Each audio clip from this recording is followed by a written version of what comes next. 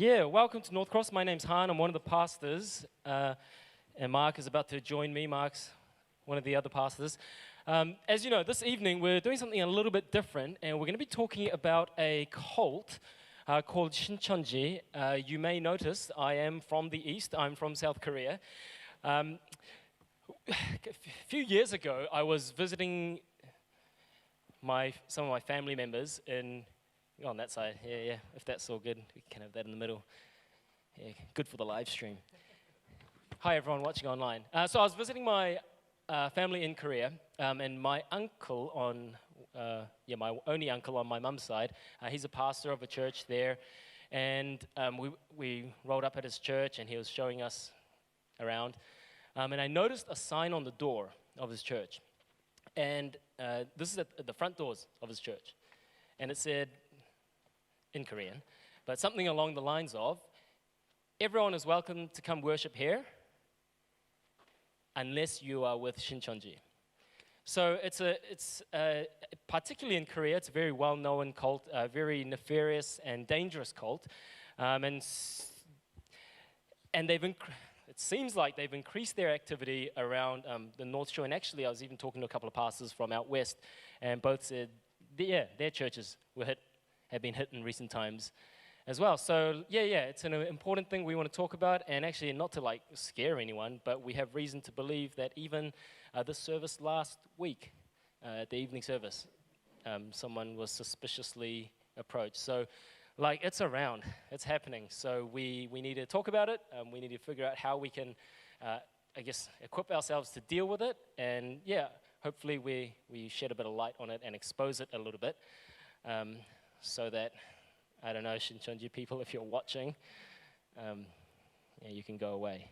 Anyway, Mark, do you want to jump into just a little bit about cults and what they are and whatnot and stuff like that? Yeah, great. It's welcome. It's great to be here with you all. For those of you who don't know me, my name's Mark, and Han introduced me. I'm one of the other pastors here at Northcross, so welcome. It's great to have you here.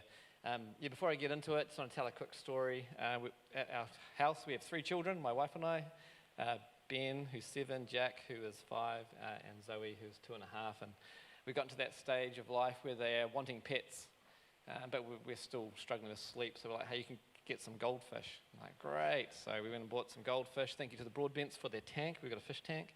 It's great, because if they die in a week, you don't want to spend $200 on a tank, so we borrowed a tank, and we let our kids name their goldfish. You can tell a lot about a person by the way they name their pet. Do you guys have pets? There's a few laughs out there. You know what I'm talking about, eh? So we said to our kids, hey, you can name your goldfish. Zoe, our youngest, who's 2.5, said, what do you want to name your goldfish? She said, Cookie. Yeah. So we called him Fish. Yep. Jack, his had a spike on it, so he named it Spike. And Ben spent $15, $3 for 5 fish. $15, $3 each. And he's more the creative one, so he named them Witty, Itty, Bitty, Litty, and Titty. So I don't know, The bad thing about pets and being a parent, though, is that you end up taking care of them, eh? So, but anyway. So this is a real big topic. Like Han, over the past year, have kind of come across more and more people, not tons, but a few more people who have been involved in the cult, or and friends of friends and things like that. And I guess the scary thing about cults, and I'm going to start at my end now, but I want to let you know, why does it matter? Why does it matter about cults? And so I've split it just into 3 brief headings. The first one is doctrinal, the second is cultural, and the third is kind of like a social or kind of like a personal kind of element. And so I want to just go through these real quick before I talk about the characteristics of them, just so it makes sense. The first off, why does it matter about cults? Why does it matter that we call them a cult or even identify a particular group as a cult? I think primarily is because cults kind of come from the core kind of larger religious systems, kind of like Christianity, Buddhism, Hinduism, and things like that. But for Christianity, what they're really doing, and this is why it matters as a doctrinal thing or as a belief system, is because, fundamentally, they are deceiving and taking people away from receiving salvation is the biggest thing. You know, if you're following, or if someone's following a cult, they've been taken away from Jesus Christ and the gospel, and ultimately they're losing salvation, or they're not losing, they are not getting salvation. That is the ultimate reason why. It was because Jesus has come, he's proclaimed who he is, his followers did, he's proclaimed what salvation is, and cults are coming along and twisting those core doctrines or those core truths or beliefs about what Christianity is into something else. And so whoever's following a cult or a part of that is actually believing things that aren't really Christianity. They're not really Jesus. And I guess that's the scary thing about a cult, is because a cult can feel like Christianity. It can feel like it's a part of following Christ, because they may use some of the same source material like the Bible. They may use some of the same people and words, but ultimately they're distorting the core elements of the gospel and the very person of God. And so, yeah, it matters. Cults matter, and this particular cult matters is because they're deceiving people from Christianity. And actually in 2 Corinthians chapter 11, this is what it says. It says, "For such people are false apostles. They are deceitful workers, masquerading as apostles of Christ. And no wonder, for Satan himself masquerades as an angel of light. It's not surprising then if his servants also masquerade as servants of righteousness. Their end will be what their actions deserve." Or Matthew 7, "Watch out for false prophets. They come to you in sheep's clothing, but inwardly they are ferocious wolves." Or finally, Matthew 24, "At that time, if anyone says to you, 'Look, here is the Messiah,' or 'There he is,' do not believe it. For false messiahs, false prophets will appear, perform signs and wonders to deceive, if possible, even the elect. See, I have told you ahead of time, so if anyone tells you, 'There he is, out in the wilderness,' do not go out. Or 'Here he is in the inner rooms,' do not believe it. For as lightning comes from the east, for as lightning that comes from the east is visible, even in the west, so will the coming of the Son of Man be." And that particular passage is actually really, really interesting, because, I can't pronounce this particular cult's name, I keep getting it wrong, but one of the beliefs that they have is that Lee Man-hee is actually the second coming of Christ.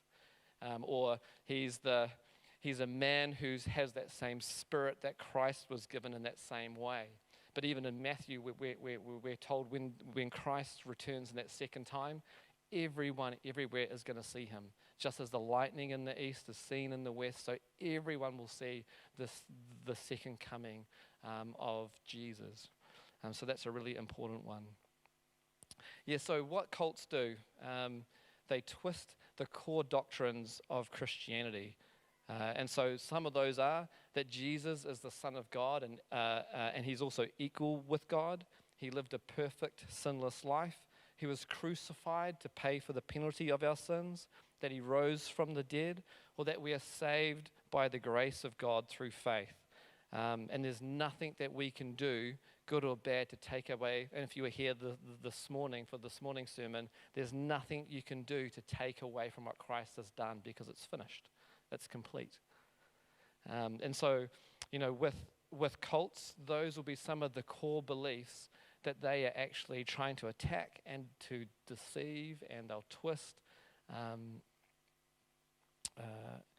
And so, yeah, so for this particular cult, what they will do is they will say, yeah, we're monotheistic, we believe in God, but we don't actually necessarily believe that Jesus is God. He carried the Spirit of God in the same way that Lee Man-hee carries him, right? But he's not really God in the same way that the Father is God. Or they'll say the Spirit isn't a person, so they don't actually believe in the Trinity, but they believe in the Holy Spirit, but he's not a person. And so they twist all these core kind of beliefs about what Christianity. Sorry? Lee Man-hee, by the way, is the founder of the cult. Sorry. Yeah, we'll get there. Yeah. Second, the cultural. So this is a good verse for this. It says from Matthew 24, Jesus said to the crowd and to his disciples, "The teachers of the law and the Pharisees sit in Moses' seat. So you must be careful to do everything they tell you, but do not do what they do, for they do not practice what they preach. They tie up heavy, cumbersome loads and put them on other people's shoulders, but they themselves are not willing to lift a finger to move them. And so with a cult, culturally, really what they do is it often will center around one main main leader, and it's submission to that person rather than to Christ. There's a sense of kind of excessive control or submission in legality, where it's almost fear-inducing and it drives through anxiety, where if you don't follow and submit to this particular person, like you may end up losing your salvation.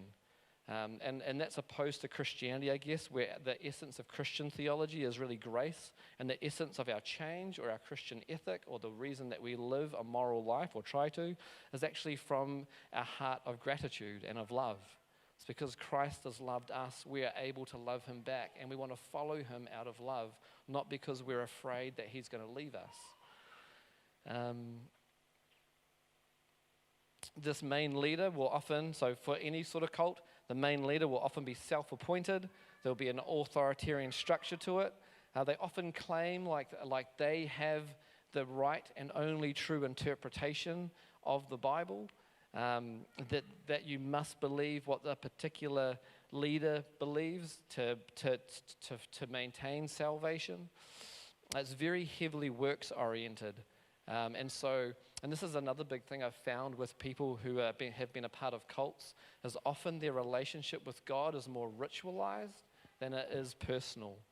And so often it'll be a real imbalance where they live a lot of their life or a lot of their relationship with God. They feel good with him when they are doing all the right things. But there's a very impersonal kind of connection that they have with him. And I've found actually just praying with people who have been a part of cults and making it personal, like God is here and you are with us and you care about me and I'm actually able to talk to you. Almost like if you've read in the New Testament how the veil is torn and we now need no mediator between us and God, we can be close with God. Like that's actually missing in a lot of cult kind of activity. I guess the last one is just the social sense. With this, markers of a cult, so a way to kind of identify a cult, is often through loss of relationships, resources, money, and time, loss of identity, also the level of harm that's done. So that might be taking all these things through isolation, finances, but also like the disconnection that kind of happens through the deception. So let me say it again. One of the things you'll find about cults is that they're highly deceptive. And so they'll come into a community and they won't share all of who they are, or especially not the main beliefs right up front. You actually find out more and more as you get involved. I know with this particular cult, a few people, it's not until like the 6th or the 12th or the 20th study that you're a part of that you actually end up finding about who their leader is or what they believe in terms of salvation. It's isolating. Cults are often isolating because they'll encourage and oftentimes pressure people to discontinue contact with family and friends and churches, anyone who may make you curious or ask questions or be critical about what they believe. So, for cults, I'd say warning signs or markers would come under those three things. First, they don't believe in the core beliefs of Christianity. Second, it's often going to be around a one main appointed leader who often claims some sort of like special knowledge or the only interpretative authority when it comes to the Bible. And thirdly is that, I guess the isolation and the deception is that they're really trying to take you away and make you vulnerable or look for vulnerable people to become a part of their community. Yeah, thanks, Mark. So Samuel, if you can just jump to the next slide, please. That's basic outline of where we're going. We've hit that first one. In between the kind of informational, we're in the informational part of it at the moment. We're going to get to a practical part at the second half. We're going to break that up so that with time to get up out of your seat and say hello and stuff, so that we're not sitting for too long, but also, when you talk about things like cults and whatnot, it's like real heavy and you feel real bummed out. But hopefully we can bring a bit of levity to the situation as well. So that's where we're going. We've kind of talked about, what do we mean by cult? We're going to talk about what Shinchonji specifically believe. It's really weird. It gets really weird. And I actually even considered not sharing this till the end because if you hear what they believe, you just go, oh, like how on earth can anyone believe that? It just sounds so stupid, right?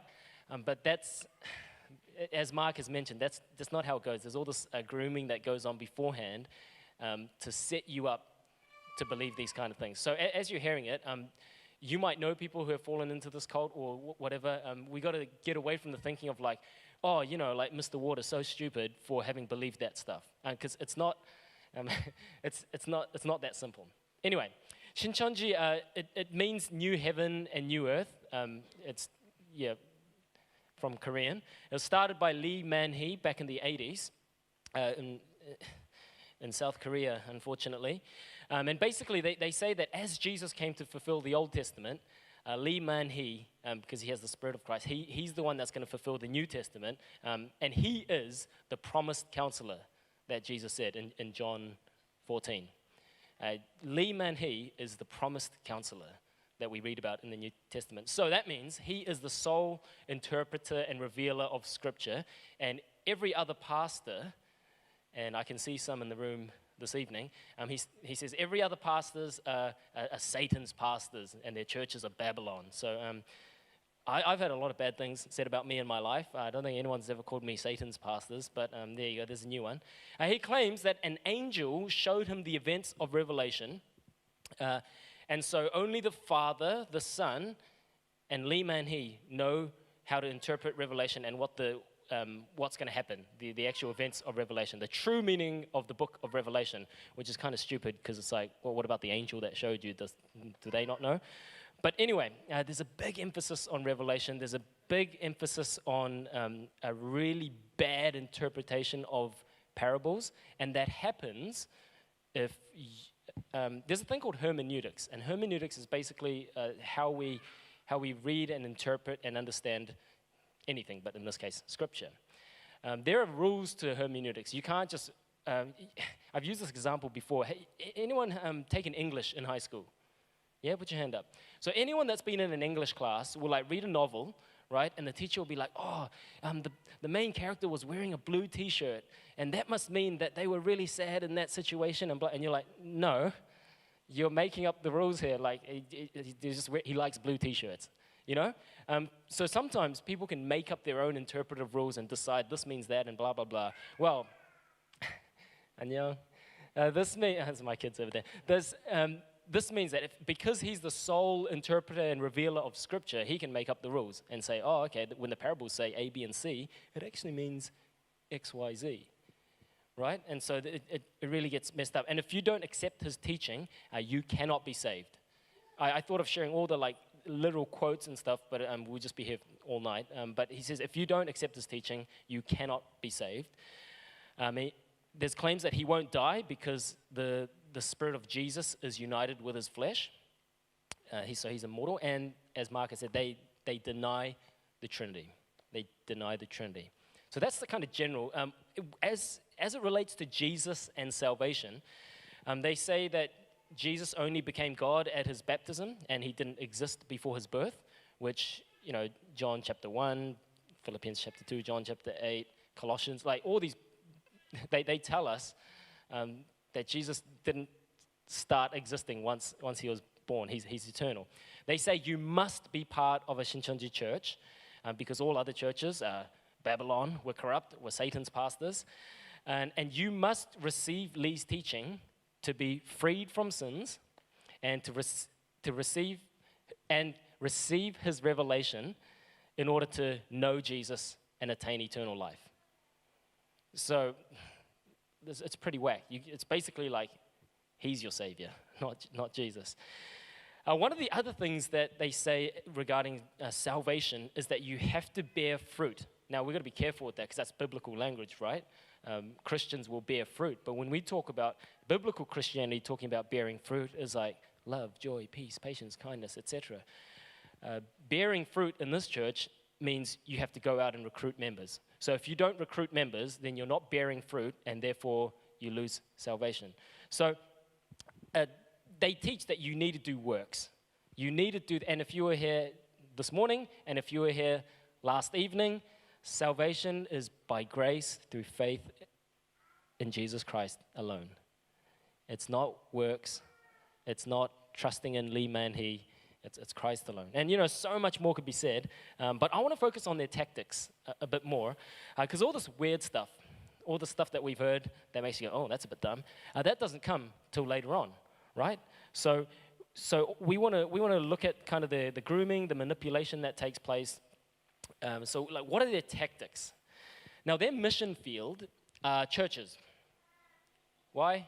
Because Satan's pastors, Babylon, blah, blah, blah. We're all corrupt churches here. So the churches, and from their perspective, so-called Christians, are their targets.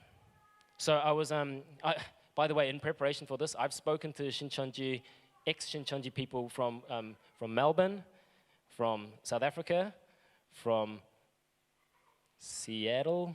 Where's Tori at? Seattle, New Zealand. So I've done a lot of talking with different people, and basically all these tactics. It might not be exactly what one specific person is doing, but it's a collection of this is their general tactics. This is the stories I've heard over and over again. So they target churches. Just before you do too, I'd say the other thing that why they target churches is because we're vulnerable.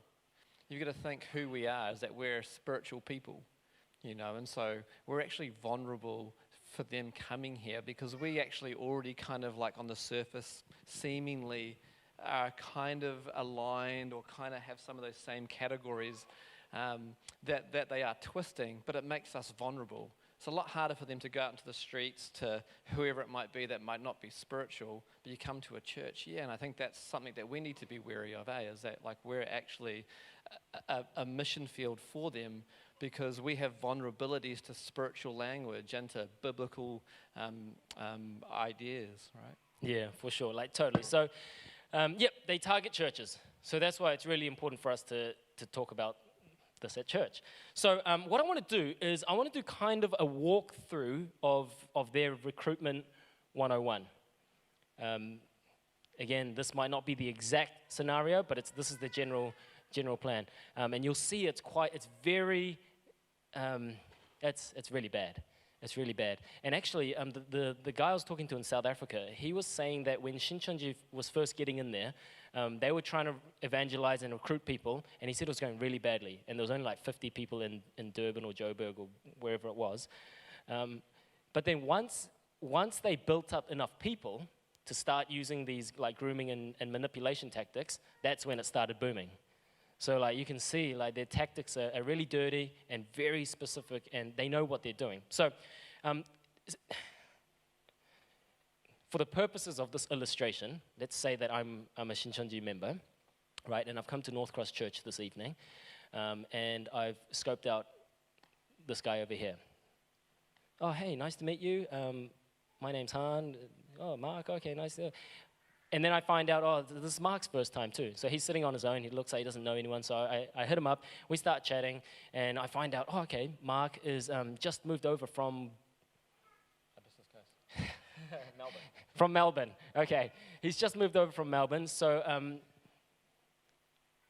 going to lie and say, I've just moved up from Nelson. Cool, you were both, here for the first time in Auckland. And so we start building a friendship, based on that. And start to kind of build a rapport, and then say, hey man, I'm gonna go study the Bible. Do you want to hang out and get Starbucks and and do all that stuff? And so to build a friendship. And eventually I'm building this friendship so that I can introduce Mark to another Shinchonji teacher. Mr. Ward, can you just stand up for a second, please? He is a teacher, not a Shinchonji one.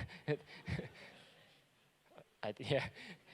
So I'm hanging out with Mark, and I want to introduce him to my teacher, Mr. Ward. So I'm gearing my conversations to try introduce here like this, and they call this. Thank you, Mr. Ward. You can sit down.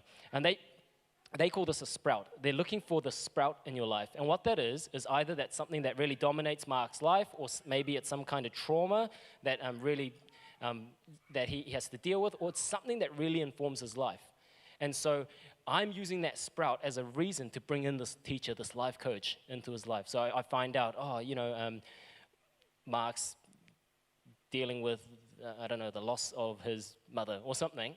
And I say, there's a perfect person that I want to introduce you to, like, really good Christian guy, and he's, dealt with this kind of stuff. And so trying to get this relationship going.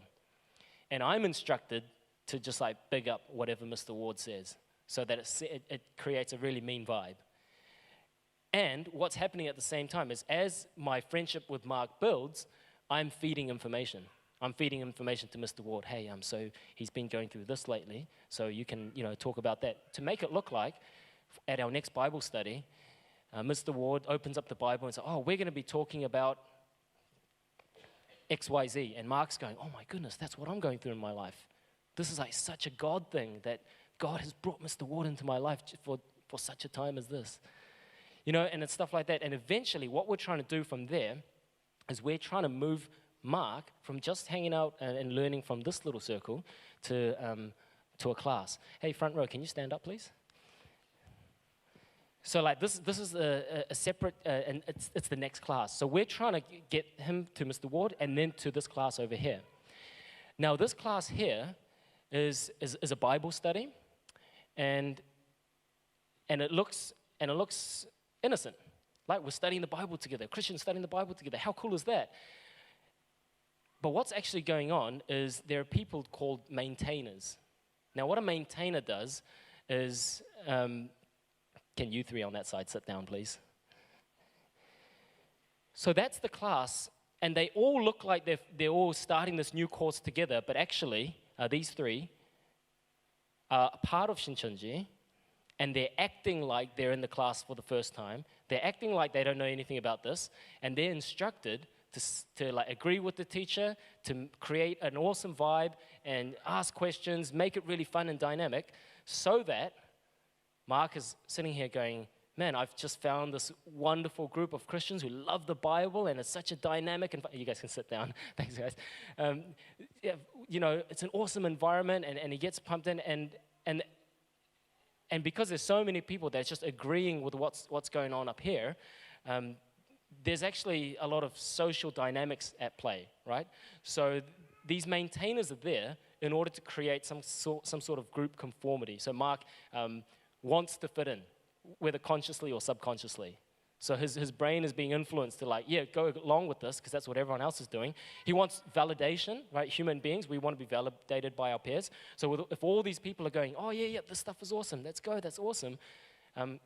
He doesn't want to be the guy that's like, no, you're wrong, that's stupid, I disagree. Some people might, but generally speaking, we want validation. And there's an emotional influence taking place here, right? It's manipulation. They're creating a situation, a fake situation, in which Mark's emotions are being kind of pulled towards, oh, this is awesome. This is a great thing to be part of. And so you couple that with the fact there's all this grooming going on beforehand with a fake friendship, and it's all kind of building to this point where they often say, the South African told me, like, they always say, think for yourself, make up your own mind, while creating an environment we actually can't really think for yourself, or it's really hard to think for yourself because you've just been so influenced and groomed to that situation. Are you guys familiar with Solomon? I almost said Arthur Ashe. He's a tennis player, and he has nothing to do with this. I think, and I hope. Solomon Ashe, I think it was in the 1950s, did an experiment, and I'll just give you the short version. Basically, he got people into a room. I think he got 8 people into a room and gave them like 2 pieces of paper and said, and this one had a line, and this one had 3 lines, A, B, and C, and there was a shorter line, a line that's the same length as this one, and a longer line. And the experiment was, hey, which one, is it A, B, or C that it matches up with? Well, basically, the experiment was that 7 of the 8 people were fake. They were planted, they're actors, and they're told, you have to answer C, even though the answer is B. right? So they did that over and over and over. They did like 15 rounds of it 12 times or something. I don't know. They did it a lot.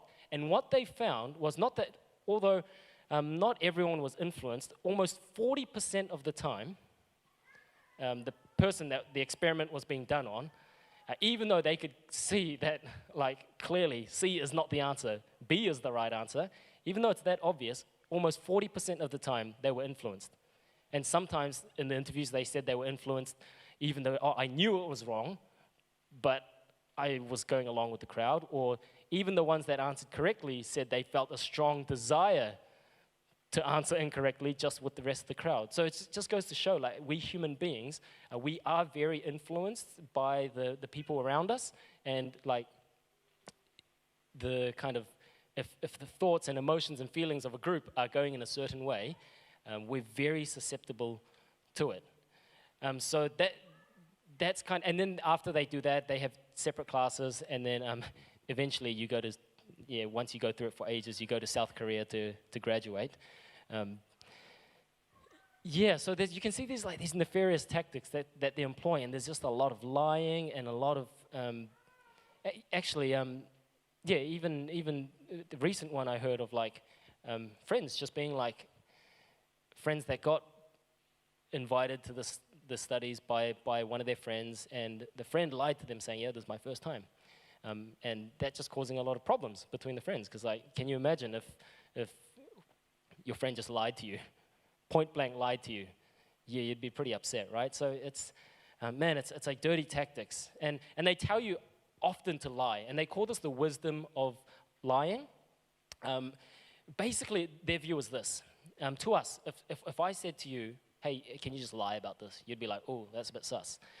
But the reason it works in their worldview is because it's kind of like, okay, from our point of view, yeah, it's a sin, it's bad, lying's bad. But from God's point of view, like, this is to get them saved.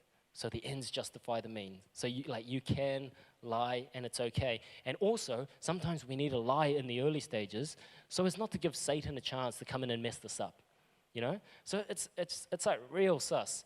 And what the lying does, them making you lie about it, what it's doing is it's isolating you. We've talked about that before. It's trying to get you away from people, from your friends and family, because when you're in something, it's hard to see the red flags, right? I'm sure anyone that's ever dated a bad boyfriend or girlfriend, like, you don't see it, and then you break up, and then you go, oh, okay, like, I should have seen all those red flags. When you're in it, it's hard to see. And so your family and friends can see it because they're not in it, but they're trying to get you away from it so that you can't see it. They tell you not to read about Shinchonji online because it'll poison you, like, because there's all this bad press out there about them. They say, no, don't go reading about them, reading about us, because, you know, it's Satan and it's persecution against us, so, like, don't buy into that, and it's just going to poison your mind. And there's a lot of group control by adding lots of rules, which actually progressively start to change your identity. Right, you can imagine if you're forced to do something over and over and over and over, it's going to kind of shape your identity. And finally, on this point, it's they're very overbearing on your time. It starts with one thing. It's a Linkin Park reference. It starts with, like, one meeting, and then it starts with one meeting, and then 2 meetings, and then 3 times a week, and then 4 times a week, basically just trying to get you away from your friends. And it forms your life, so it's hard to break away from, right? And that's a big red flag, because, and actually one of the people we've spoken to, that was what got him out of it. Like, oh, you're telling me to give up my sport to come to the Bible study? Like, man, I love the Bible, and I'll study the Bible all day, but if you told me, like, hey, you can't go to football this week because you got to come to the Bible study, I'll say, no, I'm quitting your Bible study, you know? So, like... That's called the cult of Ronaldo.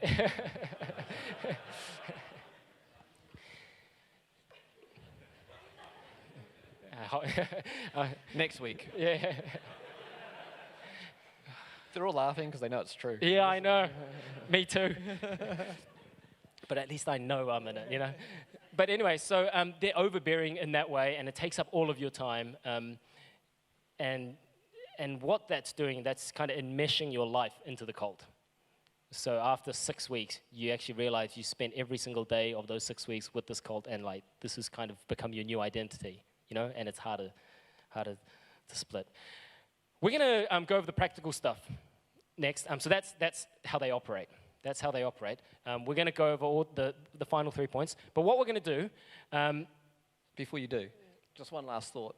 As Hannah was sharing. Yeah, like I think one of the points he made, which was around that deceit and that lying, is a really big thing because the Bible, I think, paints a very clear picture of who our God is and who the father of evil is, the father of lies. And I think this is the sort of thing that we find that carries through the very culture of this cult. Like there's hiddenness in who they say that they are from the very beginning. It's not till later on through the studies that you actually find out who they are. It's not till after a year or months of you being involved in there that they actually encourage you to actually start sharing with your family and friends that you're a part of it. They actually tell you not to tell them for up to about a year. There's lots of lies around it. They'll say they're part of a church, and you say, "Hey, what church are you a part of?" "Oh, it's kind of like a house church." "Oh, can I come along?" "Oh, not yet, because we're partway through a series, right?" There's just lots of hiddenness and secrecy and lying that goes on. I think, like, if there isn't a warning flag, there are many. That would be one of them. And I think Christianity offers something very different, which is from the very beginning, we start and should be starting with the very core beliefs of who we are, who we follow, and where salvation comes from. I don't think Jesus hid that in any... Yeah, and he made it very clear who he was and how salvation was meant to be found. That's interesting, because they use that idea about Jesus, telling his disciples to keep it hush-hush about him for a bit. But keeping it hush-hush for a bit is different to go lie, So Jesus never said, go and lie to people. Anyway, we're just going to take like a 5-minute break. Usually what we do in the evening... Okay, well, we're just going to run through a couple of red flags to look out for. So the first is an exclusive claim on truth. And so a cult like Shincheonji. No? I tried. Shinchonji. Shinchonji. They'll have... Maybe you can just call it New Heaven and New Earth cult. New Heaven, New Earth cult, yeah. We'll try that. Anyway, it's got an exclusive claim on truth. And so what they basically say is that to maintain your salvation, you have to be associated and linked in a part of their church. They say that like truth from any other church or any other group is basically false, or it won't get you salvation. And so it's really important. One of the big red flags is, one, they have that exclusive claim on truth, but secondly, they're not really linked in or connected to or agree with core Christian doctrine. And so one thing you'll notice about Northcross is that we're linked in and we have relationships with many other churches throughout New Zealand, and we actually are aligned on the core doctrines of Christianity. And so that would be a red flag, the first red flag. Yeah, and you'll, if you've been around Northcross for any length of time, you'll know that we have preachers from other churches to come preach. And, most normal churches do that, right? Because it's not like Northcross has the exclusive, hold on biblical truth. It's like, no, we invite our friends from, Auckland EV and Curate and Calvary Chapel, and, I'm just going through some of the recent ones. Because... we're not the sole holders of truth. Another red flag to look out for, and this is a kind of big one, and if you've experienced this cult, it's probably this. Bible studies, or like Christian events, but particularly Bible studies that are not connected to a known church. Church connection, like if a Bible study or some event has some kind of affiliation to a known church, means that there's accountability and there's nothing to hide, right? Because, in theory, Mark and I can be like, sweet, we're going to start this thing and we can do whatever we want. But if it's part of a church, if we're like, sweet, we're going to start this thing and it's a bit sus, then the elders will be like, yo, what are you doing? That's weird. Don't do that. So there's accountability. And so so using our church as an example, all our life groups and our Bible studies are on the website, are listed on the website. Monday night at 6 p.m. with Amaury de Bruin, like, time, place, leader. It's all there because there's nothing to hide, right? we're not going to tell you to go lie to your parents about it. It's all there. So when things aren't linked to a local church, a known church, because you can be like, oh, but it's linked to Shinchonji Church. I guess it's known, but in a bad way. Just look out for that. That's a really big one. So if your friend invites you, then like that's the question to ask. Oh, cool. Like, what does that link to? Actually, I was speaking to someone who has experience with Shinchonji and is out of it. He was visiting at our church one time, and one of the guys in our church invited him to a Bible study, and he messaged me. And so I was like, he did the right thing. He messaged me and was like, yo, so-and-so invited me, like, what's the deal with that? And this guy was legit. So I was like, no, it's all good. Like, he's legit, you don't need to worry about it. But him asking me, that was the right thing. You know, he's doing the right thing to check. Hey, is this legit? Is this connected to the church? Et cetera, et cetera. Yeah, and the other thing too is that what you'll find on the internet throughout the world, especially the Western world, is hundreds of warnings about the church of the new heaven and new earth. They're warning groups of churches, networks, and denominations, actually all warning against this particular cult and actually how deceptive they are. Just another thing to sort of think about. So what if you've been contacted, targeted, or you've been going along to this particular cult? My recommendation or my advice would be to cut ties immediately. Tell them to stop contacting you. If they continue to contact you, just ignore them or put a block on them if you're able to. I'd say look to, depending on how long you've been involved, look to just support yourself in some sort of recovery from that. Whether that's just being really self-compassionate and patient with yourself and knowing that we're actually all vulnerable to being influenced. We're all vulnerable to being led. You walk through the mall. There's all sorts of psychological strategies going on, trying to influence you to buy things, right?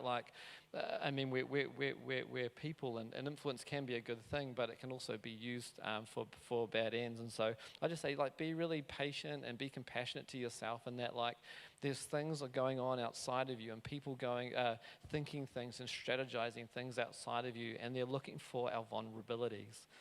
Second, I'd just say get some good support. That would probably begin by connecting with the church, a good pastor, a good spiritual leader that you trust, having a conversation with them. Like Han, I've had someone share with me that they'd been a part of this. This was about a year and a half or maybe 2.5 years ago, and I said, hey, look, can I come along? I'd love to, I'll just sit there and listen. I won't necessarily challenge. I'm just going to come with you and just see who they are and what they're up to, because I'd asked what church they were or what they were connected with, and they said, I can't share that, or I don't know. And so I'd just say, connect with a good pastor, with someone that you trust. Get them alongside of you as you process this. Thirdly, recognize the importance of relationships. So this particular cult tries to isolate you from them. And even if your relationships aren't all Christian, hopefully if they're close and they're trusted ones, they're people that really care about you and they care about your welfare. And even if they don't necessarily believe all the same spiritual things you do, they do care about you. And so I just say, connect back in with your social relationships as best you can as time goes on. And you just be aware of the care that they can offer. Fourth is set good boundaries. So this could be, whether it's with the cult, so cutting ties, just having good boundaries in terms of the contact. Like with this person that I walk through with, I just say to them, hey, look, if they want to share information with you or meet with you again, just say that the only way you'll do that is if you can bring someone along with you. And so it's just knowing some good boundaries beforehand in terms of interacting with them. Reach out to others who have left. This can be a good one too. Just knowing that you're not necessarily the only one out there, and you're not, who's been tricked or deceived into being a part of this cult. And it's not the only cult around either. And so I'd just say it can be really good just to walk alongside someone or meet with someone and have a conversation with them if they've been a part of it, just to hear about some of the same experiences or some of the same difficulties and harm that they may have experienced. And last, sorry to interrupt. And we in the church, we know of people who have been involved or have had family members who've been involved and how they walked alongside them in that. So like, yeah, there are people, you might not know who those people are, but if you came to me or Mark or Andrew, like, and you wanted support in that way, we'd be able to point you to people, yeah, they've walked through this, they had a brother-in-law or whatever, that who are able to help you in that way. So yeah, I think that's a really key point, yeah, reaching out to others. Yeah, and last is if you'd like, you can also get professional counselling. So there's actually a lot of counsellors. You can find them online, or you can come talk to one of us as well. There's a lot of counsellors out there who actually offer specialised counselling, exiting cults and things like that. Because, again, depending on how long or how deep you've been a part of a cult, they can have some pretty drastic, harmful effects on people and the relationships in their lives, whether that's psychological or depression and manipulation, and also coming out of a cult. There can be all sorts of emotional and relational experiences that we have to kind of process through and recover through. And so getting some professional help with that can be really effective or very helpful as well. Yeah, I was... so there's a case in Australia where I was talking to, and they just to back up that last point, they said they got recruited, they were in it for a while without, knowing, and then they found out, and they said it took them months of counseling to kind of, shed or get rid of all the baggage that they've carried on with them because of it. So the counseling they were saying was really helpful. How can I help someone who may be involved? So that's that last point there. I know someone who's been involved. So some things that we can do. First of all, if you, you've just had a time to look around and meet each other, and you've met someone new, and you're like, oh, they're a bit odd. If you suspect someone, don't go around like, hey, Joel, did you talk to that guy in the white T-shirt?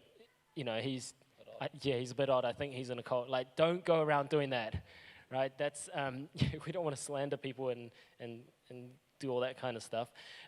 If you genuinely think there is something suspicious or off, come talk to one of the pastors and let us investigate it. Let us deal with that burden. You don't need to be the one carrying that.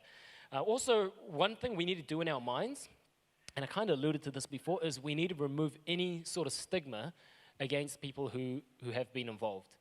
It's so easy for us to look down at anyone different in any way, actually, and be like, oh, that would never happen to me, or I'm to this, or I'm to that, or anything like that. No, actually, everyone is susceptible. Everyone are? But here's the thing, right, with Shinchonji, they target people who are who they think are really keen and hungry for the Bible. So instead of stigma towards people that have been pulled in, it should be more stigma on you if you haven't been approached yet. They don't think you're keen for the Bible. So, no, I'm being stupid. But yeah, just the main thing is just removing that stigma from people and judging people because of their involvement. Also, just before I hand over to Mark again, is we need to guard, just really be careful to guard ourselves against intense stranger danger. Right? We're not saying now, next week, when we have a meet and greet, don't just sit in your seat and be I'm not going to talk to anyone because they're all cultists or whatever. Don't do that. Don't do that. The Christian's heart should always be one of love and hospitality towards people we don't know, towards the stranger. Right? That's what hospitality literally means, right? Love for the stranger. So the default stance should be I'm going to be hospitable and loving to them. Not, our default stance cannot be, they're in a cult, so I'm going to be careful, right? Do you see the distinction? If you, in your loving and hospitality towards them, find out they're in a cult, okay, different story. But we don't go in with that assumption. We've got to be hospitable always, right? That's one of the things, some of the things we need to be careful of. Mark? Yeah, and if you find out that a friend or someone that you know, a family member, is involved, here's a couple of do's and don'ts. At first, don't be you're in a cult, especially this particular cult, because they will just come back with, well, that's persecution, right? And so you're putting them on the defensive straight away, and also they're just going to use that as ammunition to kind of reinforce the beliefs that they've been brainwashed with. And so I'd just say, like, straight up, when you find that they're involved, it's really important that you communicate care and caution and things like that. But you don't necessarily need to be like, hey, you're in a cult. Although at some point in the near future, that's probably a good thing, just to let them be aware of it as well, but just trying to do that in a clear but as compassionate way as you can. Secondly, do find out more information. Maybe just be curious about like how they're involved, how long they've been involved, like what their involvement looks like in the cult. Just start asking questions, not to solve them all, but again, like just because when you do come and process with someone else, maybe a leader, a spiritual leader that you trust, you've got some good information that would just be very helpful for next steps and things like that. Thirdly, do keep appropriate levels of connection.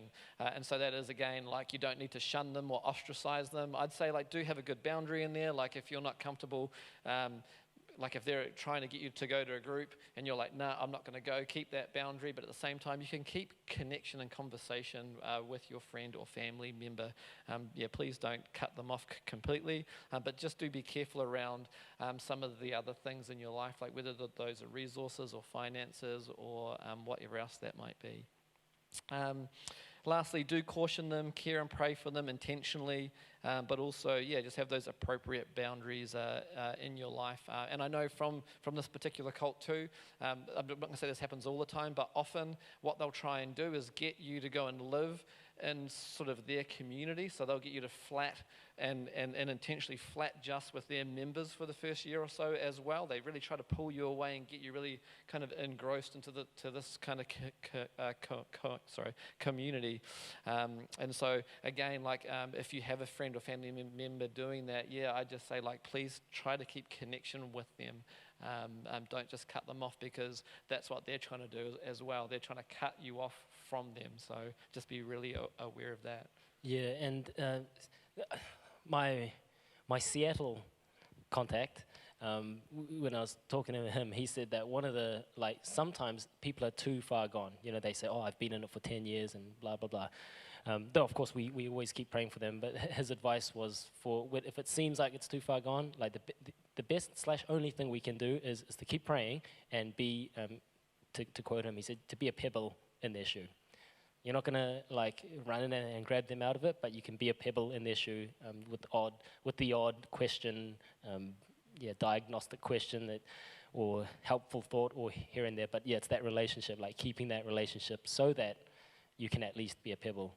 And you could say, hey, when Manly dies, because he says he's not going to, I'm like, like that's going to happen, and this cult is going to be shown for what it really is. Though be careful, because they're going to twist that as well. When he passes away and dies, they're going to twist that. But just be real careful. And I guess that's the thing, is we have seen individuals and some of the effects on families, and just through counselling as well, have worked with people who have been involved in cults, and the damage that it can do to relationships and families and to the individual life can actually be very, very significant. It can take years and years and years for people to kind of recover, if 100% from that, And so we're not just up here just sharing a bunch of information. There are a lot of families and individuals out there who've been really, really harmed by this cult and others. And we're actually like afraid of this cult, and so like that's why we're coming here, and we know that they're active around Auckland on campuses and things like that as well, and through churches. And so we just want you guys to be really aware that this is happening. And so again, not scared, but we do want you to be informed and aware to protect yourself and those that you love. Yeah, so thanks for bearing with us tonight. I know, like, Sundays we want to come and open the Bible and hear preaching and stuff, but so thank you for bearing with us like this for one evening. And what we're going to do is, for follow-up, we're going to chuck some resources on our website. We're going to chuck some on our Instagram as well, so just so you have access to some further reading if you would like. We've done tons of it, so we've just picked some of the like simple, straightforward ones that can help you, and maybe you can pass on to your friends as well. But as we close, we're going to have the band up in a moment, just to close us off with a couple of songs. One of the things that I want us to I guess leave here thinking about, and one of the things that stood out among many other things, is how good the grace of God is in salvation. This is not a rehash of last Sunday night's sermon, but you hear about all this stuff, and it's so damning, it's so burdensome, it's so legalistic, and all that. And it's like, man, life would just be a drag, you know. Life must be a drag living like that, and yet we consider like the grace of God in our lives. Did we do anything amazing to make God go, sweet, I'm going to initiate salvation in Gordon's life? No. Like, we were sinners. We were sinners when God, by his grace, decided to reach down and save us. And then do we have to do all these things and do all these recruitments and blah, blah, blah, and stay in that church? And actually, they get tested on their doctrine as well, and you have to get 90%. Do we have to do all that to receive salvation? No, absolutely not. We receive it by faith, right? Just trusting in Jesus. So, I think for us, I'll invite the band up, and we'll get out of here. But as we conclude, I guess it's celebrating for those of us who are saved by grace through faith in Christ. It's just a celebration of the gospel. It's wonderful news. It's good news. It's great news. And so, we want to praise God for that God, by his grace, saves us simply by trusting in his Son, Jesus Christ. So let me pray, and let's stand, and we'll pray.